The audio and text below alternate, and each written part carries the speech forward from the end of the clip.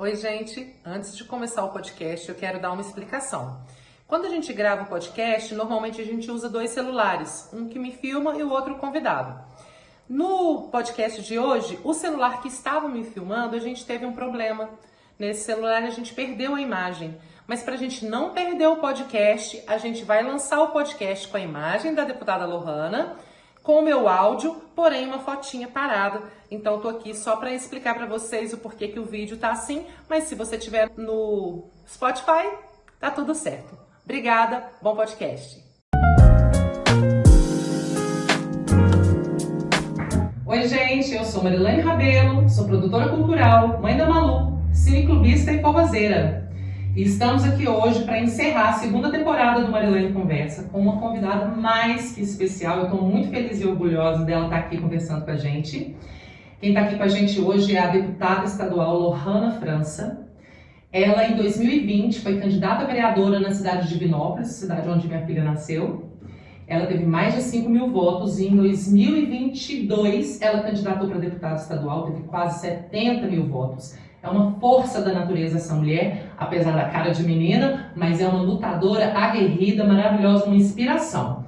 Então eu quero agradecer muito, Lohana, por você ter aceito bater esse papo com a gente. E eu sempre deixo o convidado fazer a apresentação dele, né? Que aí você fala sobre você, o que você acha importante que as pessoas saibam. Então, bem-vinda e obrigada. Marilane, então muito feliz de estar aqui, muito orgulhosa da sua trajetória. Eu tenho certeza que vai ser um bate-papo incrível. Me apresentando rapidinho, eu sou a Lohana, gente, tenho 29 anos, nasci em Vila Velha, no Espírito Santo, mas eu costumo brincar que eu fui lá só para nascer de frente para o mar, entendeu? Porque muito novinha eu já estava em Minas Gerais e quando eu vim para cá, eu morei sempre entre Itaúna e Divinópolis, então as duas cidades são muito centrais na minha vida e eu tenho dificuldade quando alguém me pergunta de onde você é, de falar ou Divinópolis ou Itaúna. Eu sempre falo, sou de Itaúna e de Divinópolis. Minha vida foi muito dividida entre as duas cidades. E estive sempre no movimento social, no movimento estudantil, na luta, no voluntariado. E em 2020, meus amigos me convenceram a ser candidata a vereadora.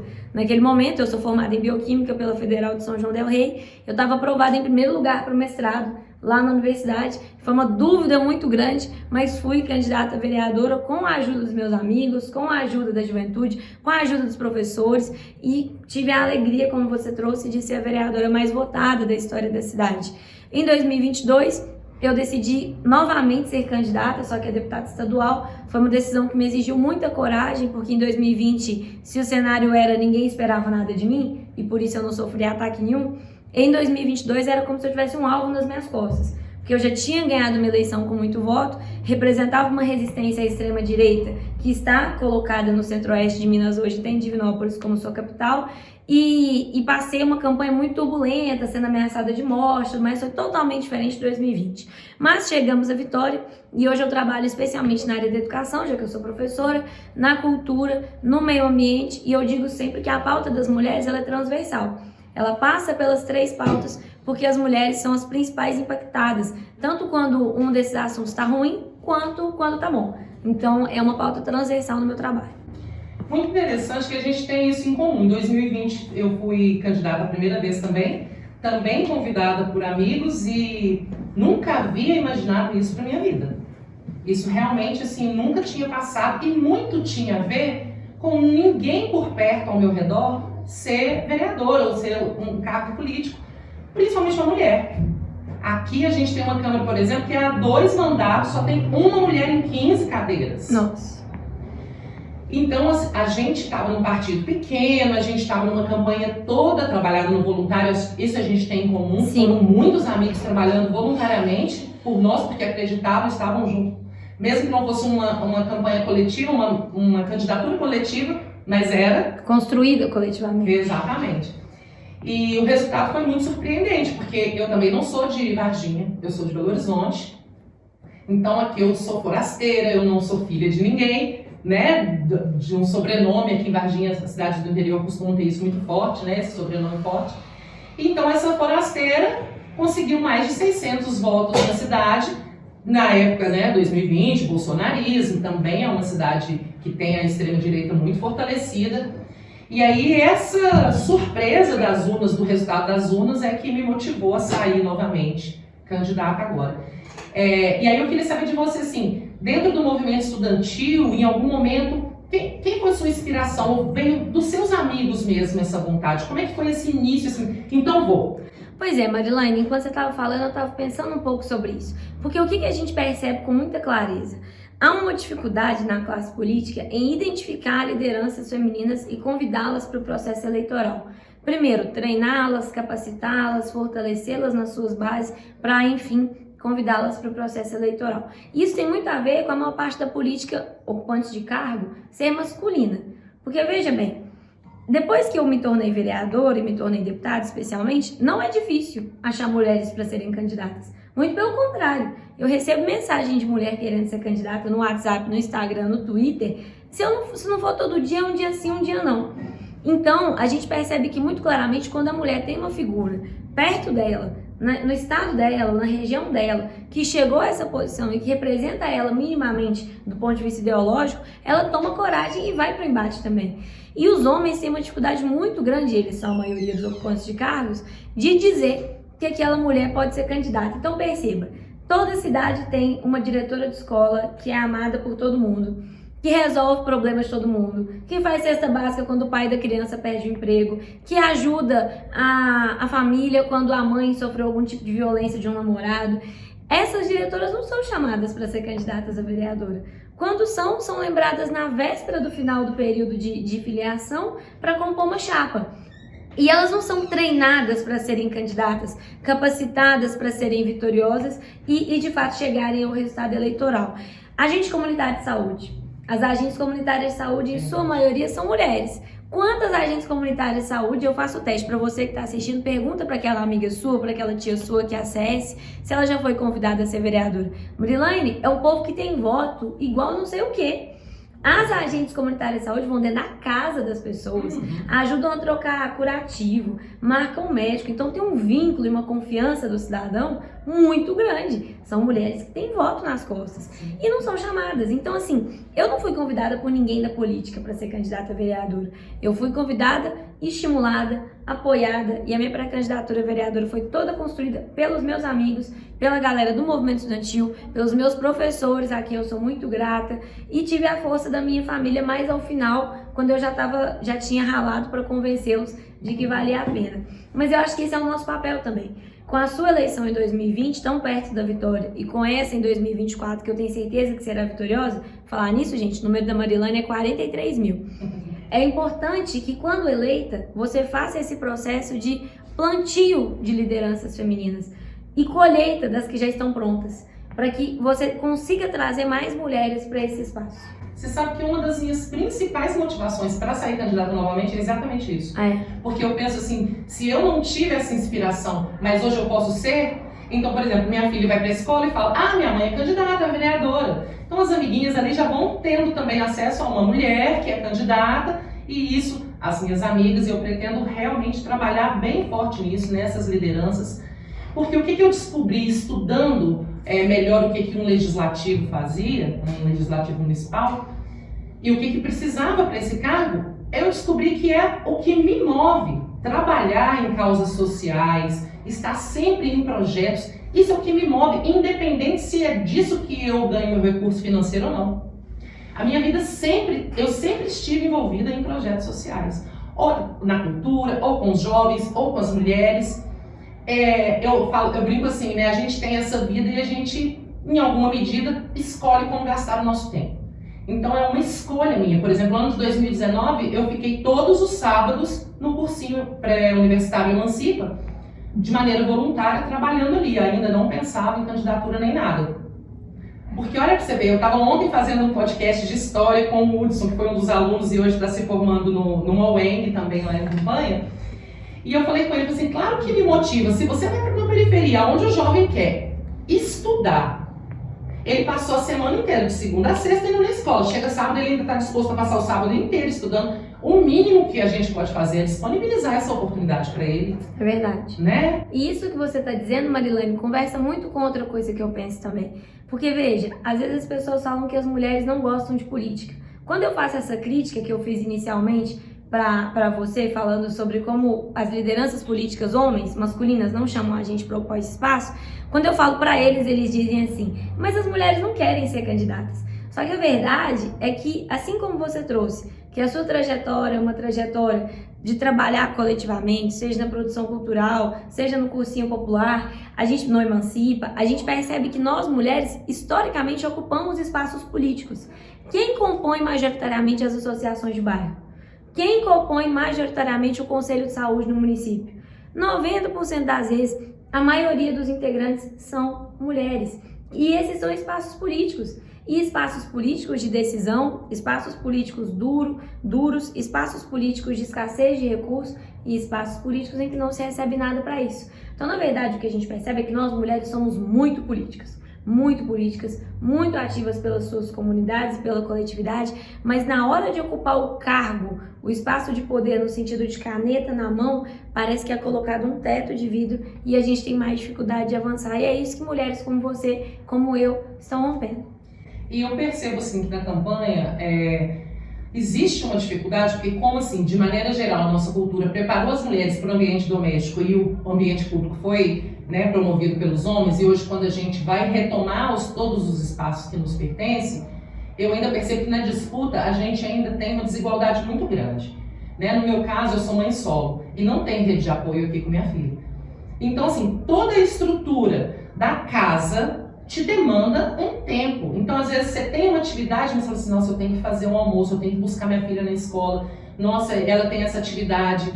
Então, assim, eu percebo que para os homens é muito mais tranquilo, porque eles chegam em casa, a janta está pronta, a casa está limpa, o filho está cuidado, o dever foi feito, né? Então, assim, eles têm muita liberdade para escolher, para ir e vir, para pertencer a esses espaços públicos também. Então, mas isso também nos fortalece e nos capacita para estar nesse lugar, porque a gente já aprendeu, culturalmente a gente, né, foi criada nesse sentido, então a gente já aprendeu a dar conta de muitas coisas. Mas exaustas. Exaustas, dar conta de muitas coisas, pensar em todos, que também é uma coisa que a gente, na nossa sociedade, os homens são muito mais propensos a pensar em si, e a mulher, né, criada para pensar no bem coletivo. Então, assim, é um espaço que nos cabe muito, que tem muito a ver com a gente e que é bom para todo mundo que a gente ocupe, mas os nossos desafios são 3, 4 vezes maiores do que dos homens, né? Isso que você disse sobre esse espaço de poder ter sido construído por homens, para homens e não para nós mulheres, me lembra um caso que eu sempre conto. Quem já assistiu alguma palestra minha, alguma coisa, já me ouviu falar esse caso, que é o caso da Odisseia, de Homero. Na Odisseia, conta a história da Penélope e do Ulisses. E a Penélope e o Ulisses vai para a guerra de Troia, as guerras eram muito longas, né? Ficava-se meses fora, e a Penélope cria o filho deles, o Telêmaco, sozinho. Tem uma cena na Guerra de Troia, que é muito, no livro, que é muito sintomática, porque é a cena em que considera-se coletivamente que o Telêmaco tornou-se homem. Como que ele torna-se homem? Ele torna-se homem num dia que está tendo uma festa, tem cantores e músicos na casa, era uma família rica, né? E eles estavam cantando uma canção, tocando uma canção, e o Telêmaco pede para mudar aí a Penélope chega e pede para mudar a canção, para cantar outra. E o Telêmaco fala, não, mãe, eles vão cantar essa canção. Volte para os seus aposentos, volte para a sua roca e para o seu tear. A decisão de falar em público, de mandar dentro da casa, a primeira vez que ele peita a mãe dele com o direito ao discurso, é a vez em que ele é considerado alguém que se tornou de fato homem. Então, a coisa da decisão, do direito ao discurso, e eu chamo muita atenção ao direito ao discurso, porque é isso essencialmente que o parlamentar tem. A coisa mais poderosa que o parlamentar tem é o direito ao discurso, né? E por isso o parlado italiano. Então, a gente tem uma questão muito séria aí, quando a gente tem a possibilidade de alguém virar homem é silenciar a decisão da sua mãe, que até então era a autoridade da casa. Então a gente precisa ocupar esse espaço, porque o espaço do discurso é nosso, o espaço da decisão é nosso, o espaço do poder também é nosso. Então eu entendo que a gente precisa se atentar a isso. E quanto a todas essas questões que você trouxe, eu acho também que é por isso que a gente precisa ter uma visão interseccional do feminismo. A Bell Hooks fala muito sobre isso, tem um livro maravilhoso dela que chama O Feminismo é para Todos, que é um livro fininho, eu sugiro que todo mundo leia, especialmente os homens, porque como uma amiga minha, a Lívia, fala, racismo não é problema de preto, racismo é problema de branco. Então, a misoginia, o machismo não são problemas das mulheres, são problemas dos homens. Os homens têm que ler esse livro. E ela fala um pouco sobre essa interseccionalidade, e eu acho que aí, por exemplo, olha o contexto que eu trago e o contexto que você traz. eu tenho mais facilidade para poder estar na política. Eu não sou mãe ainda. Então eu ainda não tive que me ver e que lidar com as questões da maternidade. De forma alguma isso justifica ataques ridículos como o que o Pablo Marçal faz à Tabata, por exemplo, de tentar desqualificá-la por ainda não ser mãe. Mas eu sei que eu consegui ascender a política mais facilmente porque eu não tenho que me preocupar com levar uma criança no médico, porque eu não tenho que me preocupar com o horário de escola, eu não tenho que me preocupar com adaptação, com desfraude, com alimentação. Então, são questões que quando vierem à minha vida, eu sei que serão desafiadoras, mas eu já estou na política. Para a mulher que quer entrar, é mais desafiador. Então, são coisas que a gente precisa tentar. Muitas reuniões acontecem à noite, acontecem no final de semana. Qual rede de apoio essa mulher tem para participar de tudo isso? Porque se for durante a semana, no horário de serviço, o menino vai estar na escola. E aí a gente volta, né? Quando os homens iam a essas reuniões, quem estava com os filhos deles? As esposas. Então acho que é muito importante que a gente tenha essa atenção, essa interseccionalidade.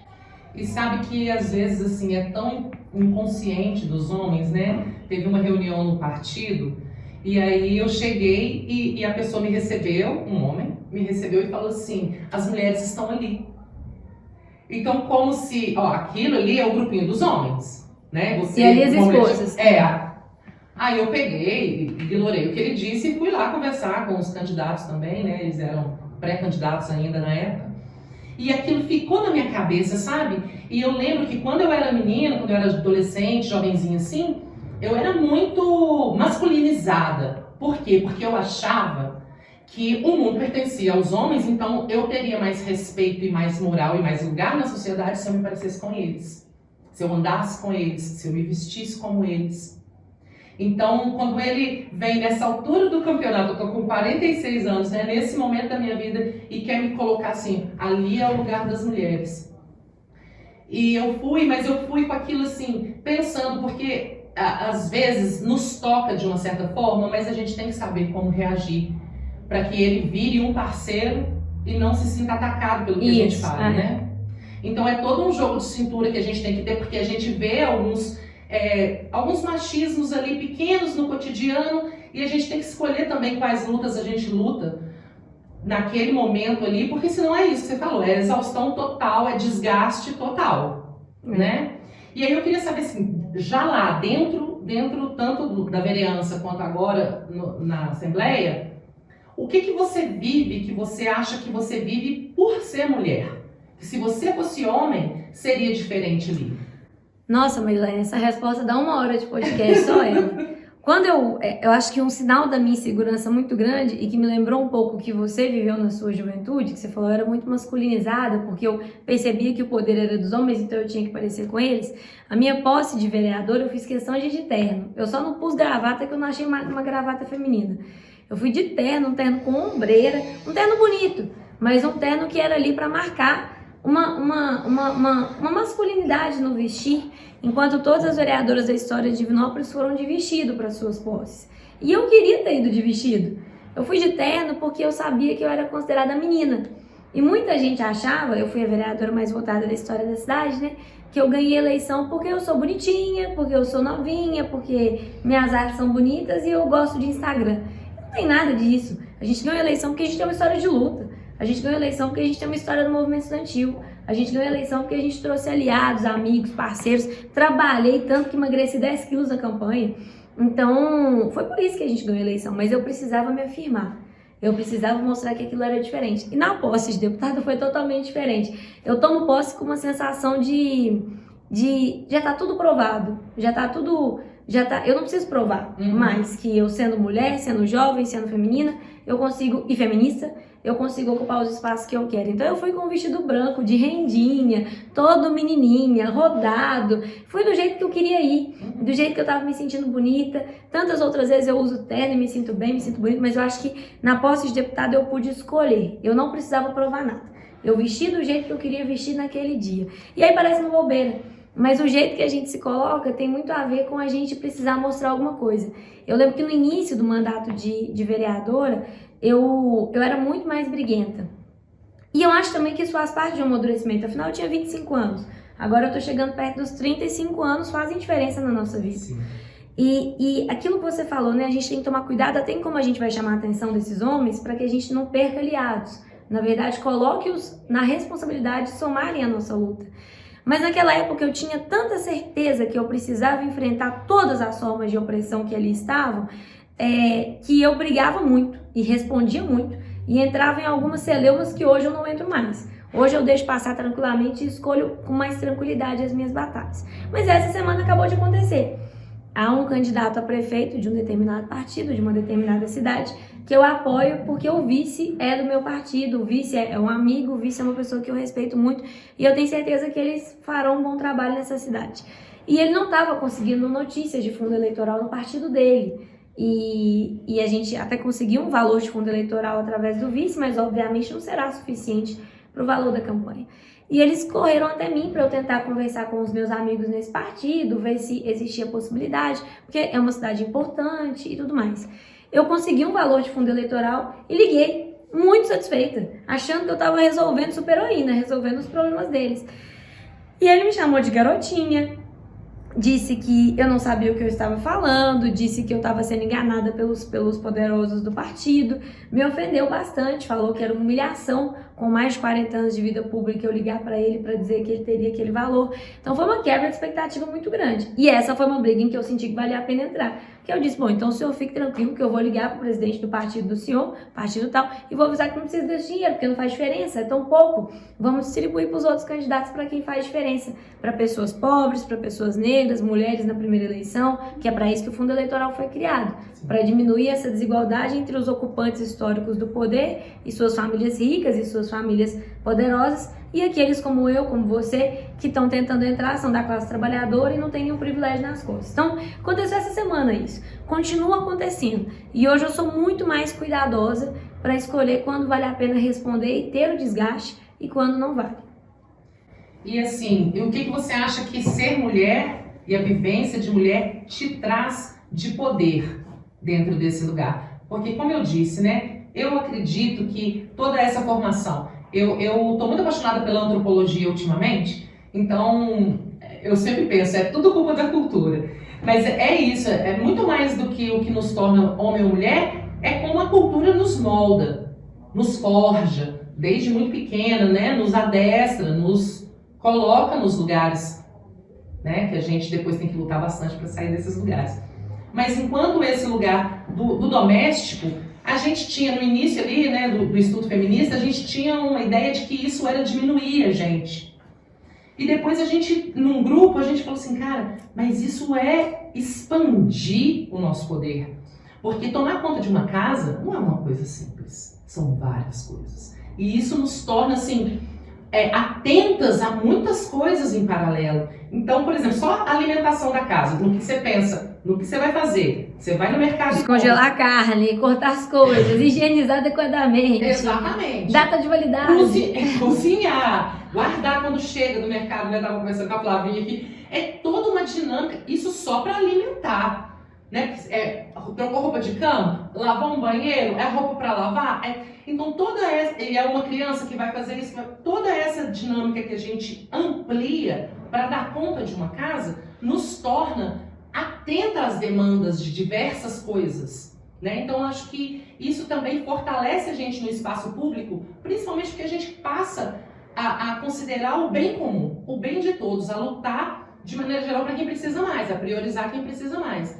Então eu entendo isso como um poder, mas, como eu disse, né, é a segunda vez que eu estou tentando, eu ainda não estive lá. Você entende que isso, o que nos torna mulher, o que nos faz, né, nos educa como mulher, quando a gente chega lá, isso tem um valor, tem um diferencial em relação aos homens? Eu não sei, eu tenho as minhas dúvidas sobre isso. Eu tenho medo de ser uma linha tênue e de romantizar uma forma de opressão.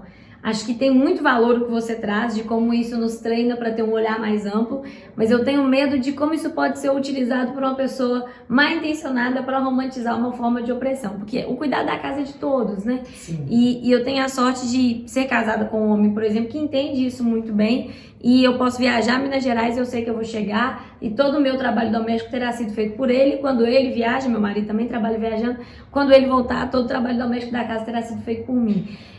Eu penso que o que a gente precisa é entrar numa discussão que é importante e que o nosso país não fez ainda, salvo algumas parlamentares, claro, em Minas, Áurea Carolina, a gente tem em São Paulo a Sâmia Bonfim, mas o Congresso, majoritariamente, não fez essa discussão ainda, que é a discussão do trabalho e do cuidado. Essa discussão precisa ser feita. A remuneração do cuidado, os direitos previdenciários do cuidado, porque quando um casal heterossexual, né, um homem está fora de casa, construindo sua carreira, levando dinheiro para dentro de casa, ele consegue ter estrutura para bancar tudo isso, porque há uma mulher cuidando de todos os outros aspectos da vida dele, num serviço que não tem hora para acabar nem hora para começar, num serviço que é infinito, que é um looping, e que se você tiver 24 horas à disposição, haverá serviço 24 horas. Todo mundo que tem casa sabe que o serviço da casa jamais acaba. Não existe o serviço da casa acabar, nem no domingo depois daquele faxinão. Então, acho que é uma coisa que a gente precisa discutir, até pelo nível de vulnerabilidade que se expõe às nossas mulheres.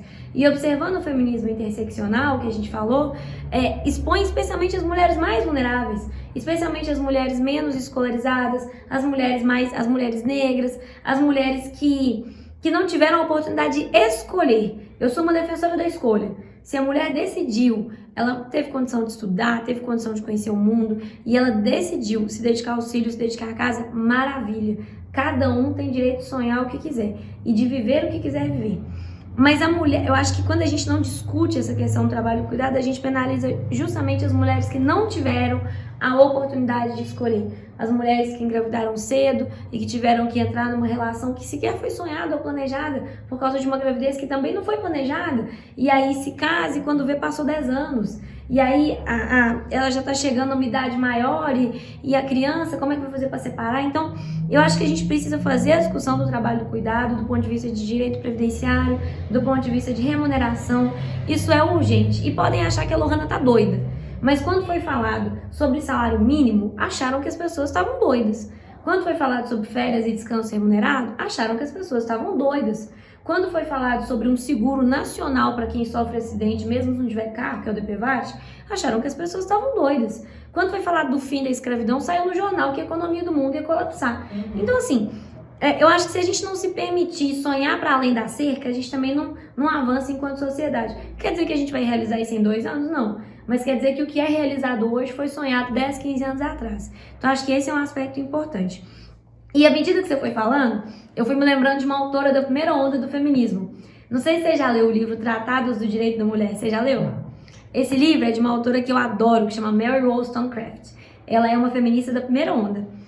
E o livro dela, ela é muito sábia, ela é muito inteligente e conecta muito com o que você trouxe de a gente não brigar sempre com quem nos diz respeito enquanto mulher para trazê-los enquanto aliados. A Mary, a discussão do livro dela é sobre o direito das mulheres à educação. Naquela época, né, não tinha isso. Foi na época da Carta Internacional dos Direitos do Homem e do Cidadão, que é no masculino, do homem e do cidadão, hoje que foi adaptado para direitos humanos. E ela faz a discussão de como as mulheres tinham que ser incluídas ao menos no direito ao estudo. E a discussão dela se sustenta toda sobre o argumento de mulheres estudadas serão melhores mães, serão melhores esposas, cuidarão melhor das suas casas. Então ela usa um argumento extremamente machista, um argumento que agrada aos homens para conquistar um direito pra gente. E eu termino de ler o livro de queixo caído com a sabedoria dela, sabe? Porque naquela época, se ela falasse essas coisas que a gente tá falando aqui, Nossa, eles iam matar ela, colocá-la num sanatório, dizer que ela era uma maluca, uma bruxa. E ela foi muito sábia e de fato ela conseguiu avanços. Tanto é que é reconhecida como uma das principais feministas da primeira onda. Então, eu acho que a gente tem que pensar nessa forma, né? Como que a gente pega esse trabalho do cuidado e entende ele enquanto uma prestação de serviço para, inclusive, garantir dignidade às nossas mulheres, já que a gente não está mais naquela época da Mary. sim. E em 2022 eu trabalhei na campanha de uma deputada e de um deputado. E aí eu lembro que quando a gente foi panfletar, muitas pessoas que a gente ia conversar falavam assim: ó, se for mulher eu voto. Homens também, não só mulheres não. Se for mulher eu voto, mas em homem eu não quero votar mais não. Ah, que legal. Então assim, já tem um apelo popular mesmo que entende a importância de mulheres nesse papel. Mas a gente também teve como presidente do nosso país uma mulher que sofreu ataques, muitos ataques, por exemplo, sobre sua aparência. coisa que nunca foi importante em nenhum outro presidente. Isso Até porque nós não tivemos nenhum Brad Pitt na presidência, né? Né? Vamos falar muito entre nós aqui. Mas ninguém criticou, ninguém estava lá apontando, nem julgando, nem nada, né? Então, assim, é uma luta. A gente sempre brinca assim no feminismo que a gente fica o tempo inteiro balanceando, porque é claro que a gente teve avanços. Não, né? É indiscutível que a gente teve avanços. Meu pai fala que quando ele era jovem, mulher não tinha direito de fala. O direito ao discurso. Tá na roda de amigos. Uma mulher chega e quer dar a opinião dela. Opa, não, né? Você tá achando que você quer. Tá se oferecendo. Não foi bem educada pelo pai. Exatamente. Se recolhe ao seu lugar. A coisa que eu mais amo na minha avó, Marilane, foi a minha avó. A minha avó, ela é advogada. E a minha avó chega num lugar, um lugar muito masculino, como são os ambientes do direito até hoje, infelizmente. E a minha avó era o centro das atenções, sem forçar a barra, porque ela tem muito conteúdo, porque ela é muito inteligente, porque ela é muito bonita e porque ela é muito divertida. E eu cresci vendo aquele lourão chegando nos lugares super masculinos e ocupando a sala. E nessa época, talvez não era a época do seu pai, mas a época assim, que eu era criancinha, isso ainda não era, né? Até hoje, dependendo de onde você for, não é bem aceito. Sim. Então isso sempre me inspirou muito, sabe? Sim, e ao mesmo tempo que a gente vê os avanços que a gente já conquistou, a gente vê que falta muito ainda, né? Tem horas que eu tenho um cineclube que chama Cinemanas. Ele é um cineclube de combate ao machismo. Então todos os filmes, documentários... Tem um motivo para estar ali. Eles são nessa pauta, são voltados para essa pauta. Então eu trabalho com um que é um documentário que ele é livre, tá? Alguns filmes que eu trabalho são de direitos exclusivos, mas esse está disponível no YouTube. Do Papo de Homem, do Instituto Papo de Homem. Precisamos falar com os homens e o silêncio dos homens. E aí ele é bem basilar, sabe? Quando a gente começa o debate bem do início, assim, o letramento bem no ABC. E como que na prática, quando a gente vai para as discussões, como que aquilo ali é um grande achado para a maioria. E para os homens, eu já tive muitos relatos depois, né, que a gente exibe, faz uma roda de conversa, e aí depois, no final, fala comigo... Nossa, eu tô envergonhado, porque eu tinha um ponto de vista sobre feministas muito diferente do que é de verdade o feminismo. Então eu tô envergonhado de tanta coisa que eu já reproduzi por aí, ouvi e reproduzi, sem saber de verdade o que é. E aí nessa hora que a gente vê, assim, cara, às vezes dentro da nossa bolha a gente está discutindo pautas, né, mais avançadas, mas aí a gente volta para um outro ambiente que, nossa, volte 10 casas no tabuleiro, vamos discutir isso aqui ainda. Então a gente vive um momento histórico onde a gente pode sonhar muito alto, mas a gente também vê que os desafios também são muito grandes, porque hoje a gente sabe e pode enfrentar esses desafios. Né? Saiu uma pesquisa que eu acho que conecta muito com isso que você traz. Eu esqueci qual que é a universidade, mas eu vou achar, eu vou te mandar no WhatsApp e aí depois se você quiser exibir, colocar no vídeo. É uma pesquisa que mostra como que os homens estão cada dia mais conservadores e as mulheres estão cada dia mais progressistas. E é uma pesquisa assustadora. Não é uma pesquisa que dá quentinho no coração, pelo contrário, é uma pesquisa que dá frio na espinha. A pesquisa, eles rodaram em todos os continentes. E aí, quando pega, por exemplo, no Japão, é o país mais escandaloso. É o país em que a boca do jacaré faz assim, sendo aqui as mulheres e aqui os homens. As mulheres muito progressistas, cada dia mais progressistas, e os homens afundando numa maré de conservadorismo assustadora. Aí a gente pega o Brasil, tá mais ou menos assim, mas em todos, a boca do jacaré das mulheres está para cima e a dos homens está para baixo. Muda o ângulo, mas em todos está assim em algum nível. Não tem nenhum país que está caminhando junto, subindo junto, que seria o nosso sonho, né? Subindo junto, não tem. Todos os homens estão mais conservadores. E a pesquisa traz alguns motivos de por que acha que isso acontece. Um dos motivos é sobre essa ocupação do mercado de trabalho pelas mulheres. E eu sempre falo isso também quando eu converso com meninas em rodas e tal. Nós mulheres só precisávamos da oportunidade de entrar no mercado de trabalho. A gente só precisava disso. Uma vez que a gente conquistou, porque ninguém deu, né? A gente conquistou. A gente arrasa, a gente é boa demais. E aí é só observar, tudo aquilo que só depende do mérito, vestibular, concurso, a gente está passando majoritariamente. Quando você observa as fotos de final de ano de turmas, dos cursos mais elitizados e que melhor pagam, vamos falar, medicina, essas fotos que 20 anos atrás eram majoritariamente homens com mulheres salpicadas, Hoje são assustadoras as fotos. Nós somos 50, 55, 60% das fotos. Então a carreira elitizada, a carreira que melhor paga, é a carreira que as mulheres estão ocupando. Você pega os cursos de direito, você pega os cursos de engenharia. Isso porque eu estou trazendo os cursos mais tradicionais e mais elitizados. Sim. Não estou falando da bioquímica, que é a minha profissão, por exemplo, onde nós já somos maioria há muito tempo. E é mesmo dentro da medicina, por exemplo, tem recortes. Quem que é a médica mulher que vira neurocirurgiã? Quantos por cento viram? Né? E a maioria das mulheres vai para onde? Para as áreas que pagam um pouco menos. Mas assim, a gente conquistou essa possibilidade de entrar no mercado de trabalho. E a gente está fazendo uma disputa por vagas com os homens que antes não acontecia. E nós somos muito boas. Então agora, o homem tem que se acostumar cada dia mais com perder uma vaga numa seleção de emprego para uma mulher. Às vezes uma mulher mais jovem, com cara de que podia ser filha dele.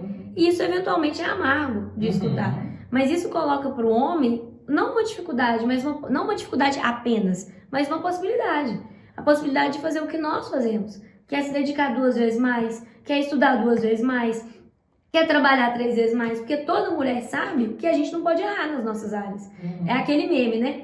Se você fala que você gosta de futebol e você é homem, o outro homem fala assim, ah, legal. Se você é mulher e fala que você gosta de futebol, todo mundo vai falar assim, ah, me fala a escalação da seleção brasileira em 1976. E se você não souber, tá vendo? Não, é poser, não sabe, não gosta mesmo, tá falando isso só pra aparecer. Então, que os homens peguem essa dificuldade, não apenas como dificuldade, mas como oportunidade de viver um pouco do que a gente vive. Sim. E se dedicar 3 vezes mais para ocupar esses espaços como nós estamos ocupando. E você falou, eu lembrei de uma amiga minha que é polícia civil, e aí ela falou que o ano que na prova, né, também uma prova de funcionário público, funcionarismo público, né, e aí na prova que não teve cota, que era livre, assim, ó, a prova é igual e vai passar quem tiver pontuação. Foi 60% de aprovação de mulheres. Pois é, a gente se dedica muito. E agora isso vai acontecer na Polícia Militar, porque a Polícia Militar, que tinha uma cota, se eu não me engano, posso estar errada no número, de 20% para mulheres, um grupo de mulheres entrou na justiça e ganharam na justiça o direito ao fim dessa cota. Então passou. E essas policiais entraram na justiça, venceram e muito provavelmente várias delas serão aprovadas no concurso. E a gente quer uma polícia diversa. A gente quer uma polícia com homens grandes, fortes, a gente quer uma polícia com mulheres grandes, fortes, a gente quer uma polícia com gente menorzinha para poder fazer uma relação diferente com os idosos do bairro, com as crianças do bairro. A gente quer uma polícia que reflita a sociedade. A gente quer uma polícia que seja a cara da nossa sociedade, porque a polícia é fundamental, cuida da gente, protege a gente. Eu não quero ligar pro Batman, eu quero ligar pra polícia. E por isso essa polícia precisa ser diversa, para poder também entender e atuar dentro dessa sociedade que é tão diversa. Respeito muito a Polícia Militar de Minas Gerais e eu acho que com essa queda da obrigatoriedade de cota, que foi uma baita conquista dessas mulheres, a gente tende a avançar ainda mais. Nossa, eu estou muito surpresa com isso que você está me trazendo. Em 2009, eu estudei na UEM de 2007 a 2010.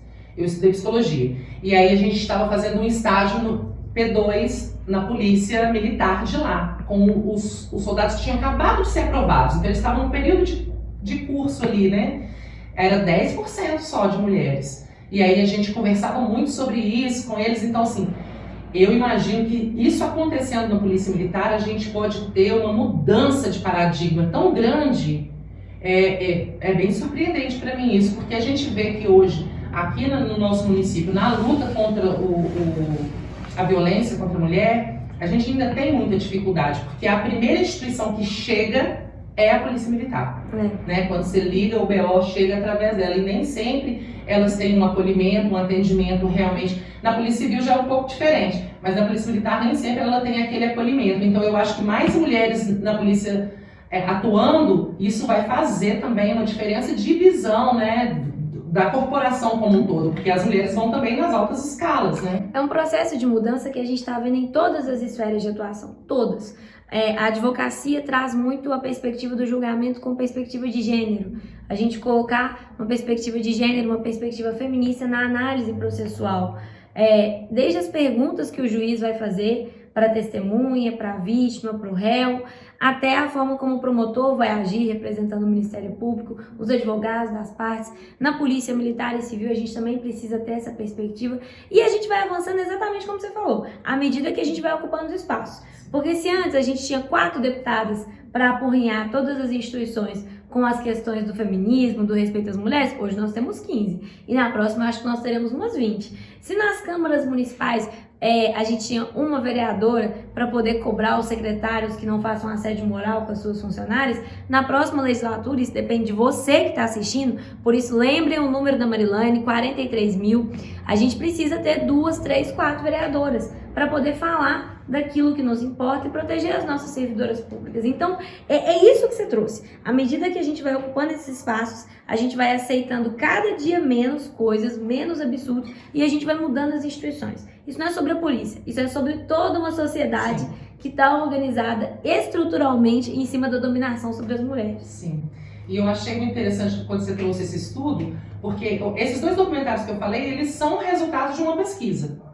E aí tem um resultado no Silêncio dos Homens também que é bem chocante, porque eles fazem um recorte, então eles decidem, eles dividem assim, as pessoas com pensamento mais machista e as pessoas com pensamento menos machista. E aí e depois eles perguntam sobre comportamento. Sim. Então o que a gente percebe no resultado da pesquisa? Que mesmo nesse grupo que tem o pensamento na hora de falar assim, você acha isso, você pensa aquilo, eles apontam para um olhar menos machista, mas fazem outra coisa. Nas ações, não. É aquele negócio, você faz uma pesquisa, teve uma pesquisa disso, acho que foi a Folha que fez, é bom conferir, mas teve uma pesquisa disso, perguntava assim, você acha que o Brasil é um país racista? Aí 90 e tantos por cento das pessoas respondiam que sim. Aí perguntava para as pessoas, você é racista? Aí 90 e tantos por cento das pessoas respondiam que não. Então assim, o racista é sempre o outro, né? A gente nunca tem comportamento racista. Então isso não é caso de rir, lógico que não, mas eu acho que escancara pra gente assim, como que talvez na hora de falar, a gente já tenha conseguido um mínimo de filtro sobre as coisas que não são mais admissíveis na sociedade. E que bom que não são. Mas o desafio está agora na hora de fazer. Sim. Mas aí, então eu queria pegar esse gancho desses estudos e do Papo de Homem, porque aí, mesmo sendo um documentário disponível no YouTube, eu pedi autorização. Cineclube é muito difícil trabalhar com cineclube, porque é difícil conseguir autorização, algumas só pagas, você não pode exibir, né, os filmes que estão no sucesso, nos streams aí, então assim, é uma luta. E mesmo estando no YouTube, como eu disse, eu fiz questão de procurá-los. E, para minha surpresa, eles foram super abertos. A gente fez uma reunião, e aí nessa reunião a gente também selou uma parceria para um filme que eles vão lançar em 2025. Legal. Porque eles são uma sequência. O Silêncio dos Homens é o primeiro, ou Precisamos Falar com os Homens, o Silêncio dos Homens, em 2025, o documentário vai chamar Meninos, Sonhando os Homens do Futuro.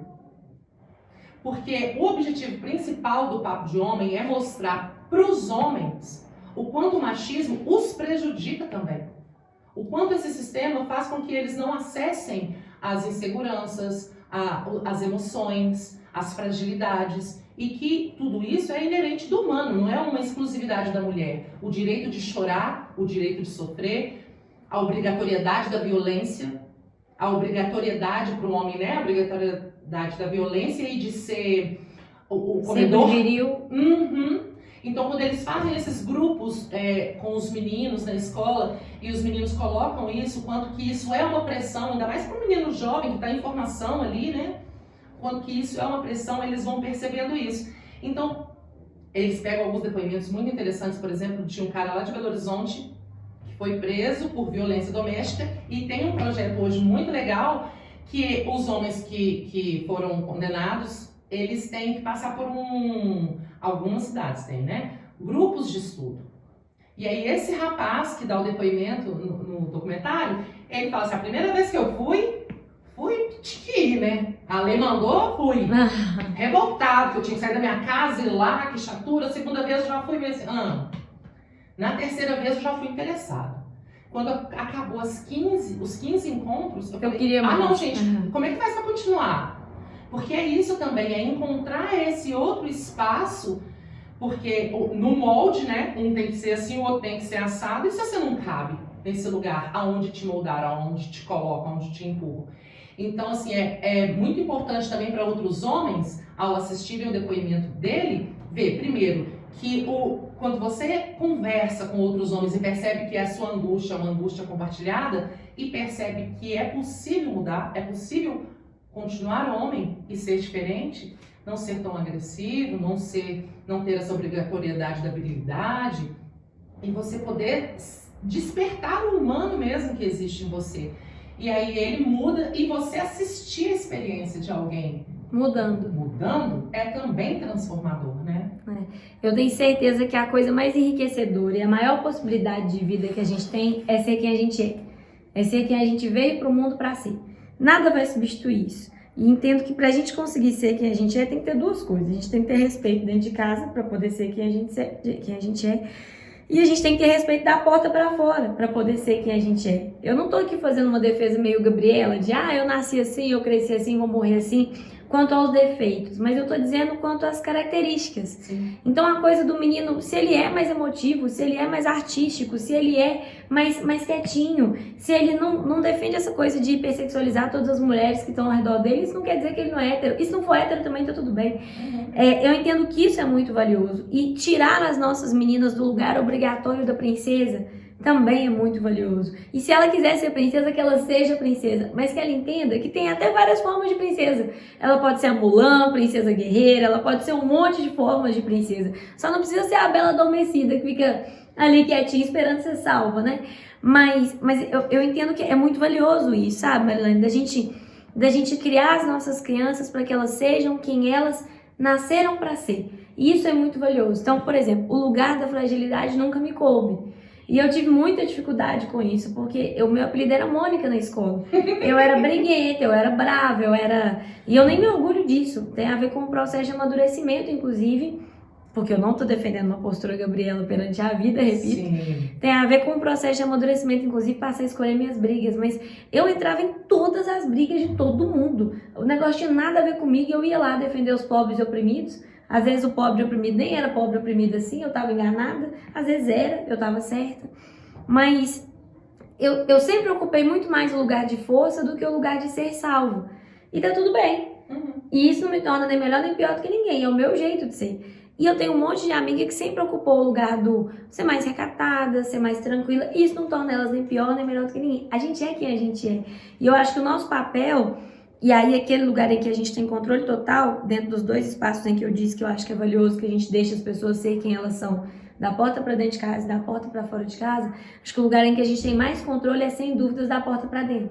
Então, acho que documentários assim, como que você exibe no Cineclube, façam com que as pessoas, ao menos, dentro da porta para dentro, façam um compromisso de garantir que seus filhos, seus sobrinhos, suas esposas, suas irmãs, vão ser as pessoas que elas querem ser. E da porta para fora, a gente consegue construir um mínimo de pacto coletivo para que a gente construa esse espaço de liberdade para as pessoas, né? Para que não exista uma carteirinha do que é ser homem ou uma carteirinha do que é ser mulher e que você tem que preencher uma lista de checklist para você ver se você é aceito no clubinho ou não, né? Então, eu entendo que isso é muito valioso e um cineclube que traz discussões como o seu, de fato tem uma função social muito importante mexendo nesses dois espaços, o da porta para dentro e o da porta para fora. Sim. E uma coisa, voltando um pouquinho antes na conversa que a gente teve, que a gente estava falando aqui, sobre o trabalho obrigatório doméstico da mulher, né? Eu lembrei de uma história que uma pessoa, um casal hétero, e aí chegou lá pelas tantas, o marido aposentou.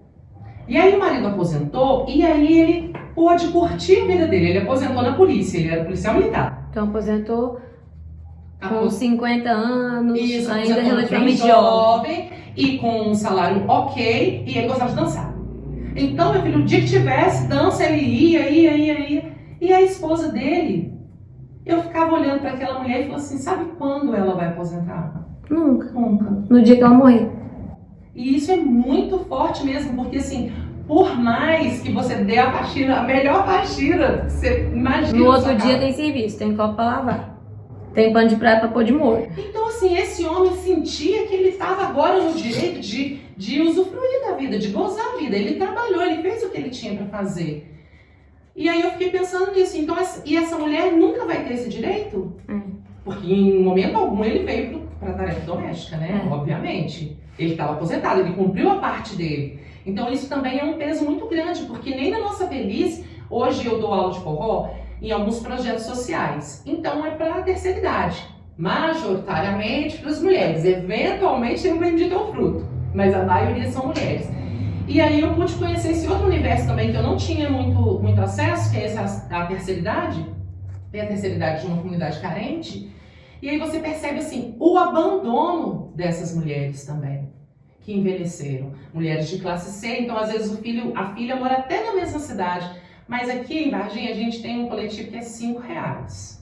Então para você ir com seus filhos, visitar sua mãe, né, é uma jornada, é um investimento. Aí você acaba deixando, vai de 15 em 15, vai uma vez por mês.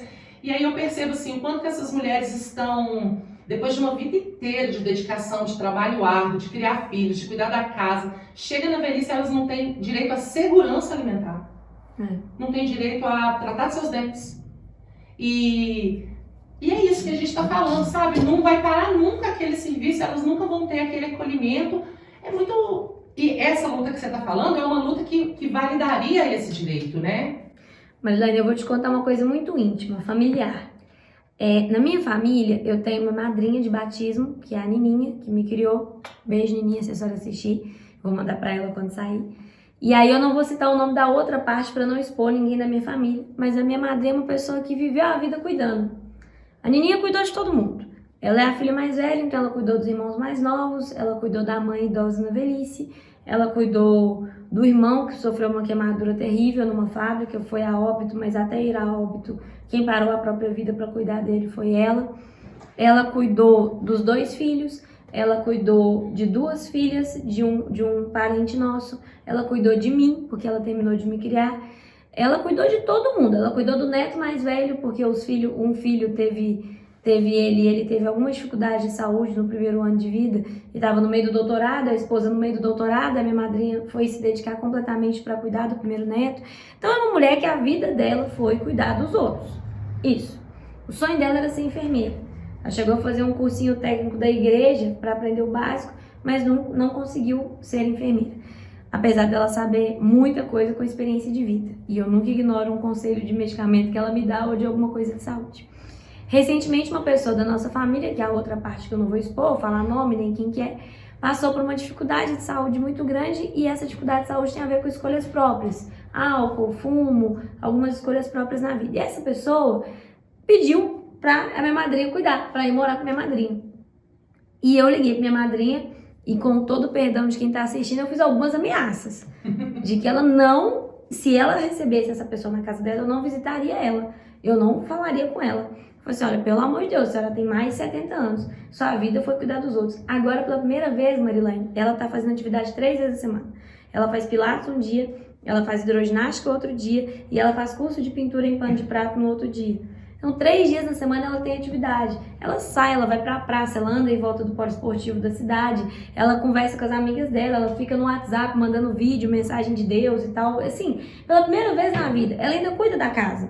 Mas ela já faz tanto na vida dela que hoje só cuidar da casa dela parece que é uma férias. Parece que ela aposentou. Sim. Porque não tem uma criança para ela cuidar pela primeira vez em muitos anos. Não tem um adolescente para ela cuidar pela primeira vez em muitos anos, não tem um idoso para ela cuidar pela primeira vez em muitos anos, então para ela a carga de trabalho está menor. É inacreditável pra gente ouvir isso, mas pra ela é. E ela já me disse isso. Falei, a senhora não vai arrumar mais serviço pra senhora nessa altura da vida. Ah, mas quem vai cuidar do fulano ou da fulana? Não vou nem deixar o gênero claro aqui.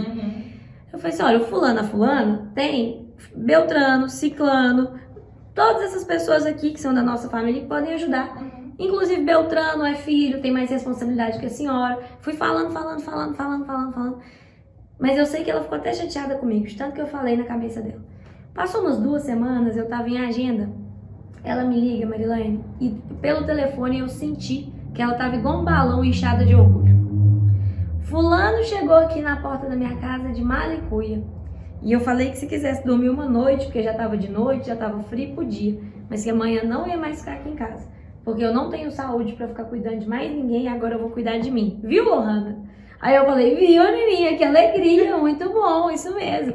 Então, assim, acho que tem a ver com a história dessa mulher, né, assim. E eu fiquei muito orgulhosa dela, porque acho que foi a primeira vez na vida que ela disse não pra alguém. Sim. E eu não fui minha responsável. Se esse parente ou essa familiar não tivesse mais ninguém pra cuidar, sim, eu não teria feito tudo isso. Mas tem. Só que as pessoas ficam muito confortáveis com aquela mulher que sempre ocupou o espaço de cuidado, cuidar mais uma vez. Sim. Mas é isso, ela vai morrer cuidando? E que dia que ela vai cuidar dela? E que dia que alguém vai cuidar dela? E que dia que ela vai ser cuidada, exatamente. Então assim, ela finalmente voltou a ajudar na igreja, que é uma coisa que ela sempre amou fazer na juventude, e ela teve que interromper na maturidade porque ela estava sempre cuidando de alguém, e inclusive de mim. E agora ela voltou a poder ajudar na igreja, ela voltou a poder fazer as coisas que ela gosta. Meu Deus, deixa ela em paz. Então eu tenho advogado para que as nossas mulheres mais velhas fiquem um pouco mais egoístas, olhem um pouco mais para os seus umbigos, porque elas olharam pela coletividade a vida inteira. Se alguém for morrer por causa disso, aí você vai cuidar. Mas se não for morrer, você não é o SAMU para salvar a vida de todo mundo. Então, e eu acho que é muito importante para ela isso vir de você, que é uma mulher também, uma mulher jovem, e a gente sabe que ela cuidou.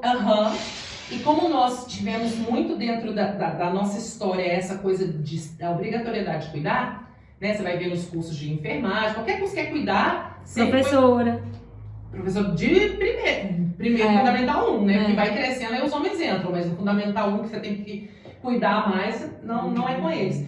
Então a gente que foi moldada nesse sistema de ter que cuidar, de ter que ser a cuidadora, se não for a gente não vai ser ninguém. E aí você poder validar ela, o direito dela dizer não, o direito dela cuidar dela, né? Então isso é muito forte, é muito poderoso. Ô Lohana, e a gente está encaminhando agora para o final da nossa conversa. Que papo agradável, Marilaine. Obrigada. Você é muito maravilhosa e eu queria te dizer isso, assim, que você é uma inspiração, apesar de você ser bem mais jovem do que eu. Juventude é estado de espírito. Mas você realmente é uma inspiração, porque eu sei que são vários desafios. Trabalhar com campanha, trabalhar com candidatura, com partido, tudo isso é muito difícil. O mandato eu ainda não sei dizer, mas eu imagino que deve ser bem difícil. E você tá com esse sorriso, com essa energia, você tem uma energia muito pra cima, muito altiva. Acho que por isso você parece mais jovem do que você é, né? Porque é essa energia do movimento estudantil, eu acho que você traz isso, né? Então é muito inspiradora e combativa. Eu sou aqui fofinha, carinha de juventude, minha filha, mas espera aí, alto lá. Eu fui a Mônica da juventude. Da escola.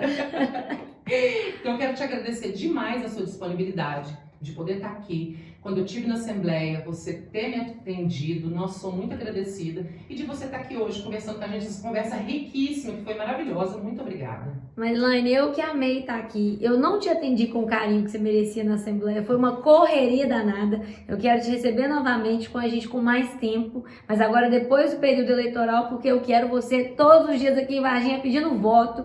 43 mil na veia, viu, gente? Para nós termos a Marilaine nos representando na Câmara e representando essa Varginha que é para todos e para todas também.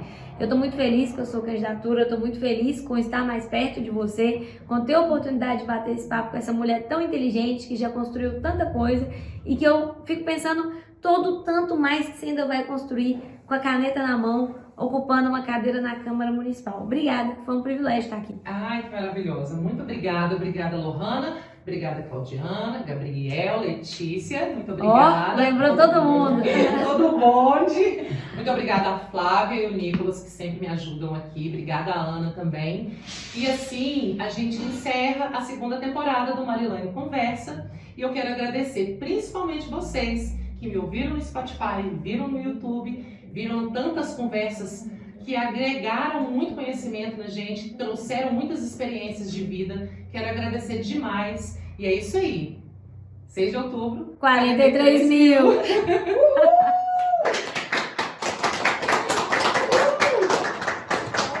Que bom. E eu gravo muito podcast pra te falar que foi os mais legais que eu já participei das melhores conversas. É verdade. É verdade. Muito obrigada. Ai, que perfeita. Adorei. Você tem conteúdo demais. Ai, obrigada. Adorei. Não, eu quero conhecer o Cineclube. Da próxima vez você me chama, viu? Pra eu poder estar junto. Nossa, Vamos gente. fazer uma foto de vocês duas também. Vamos.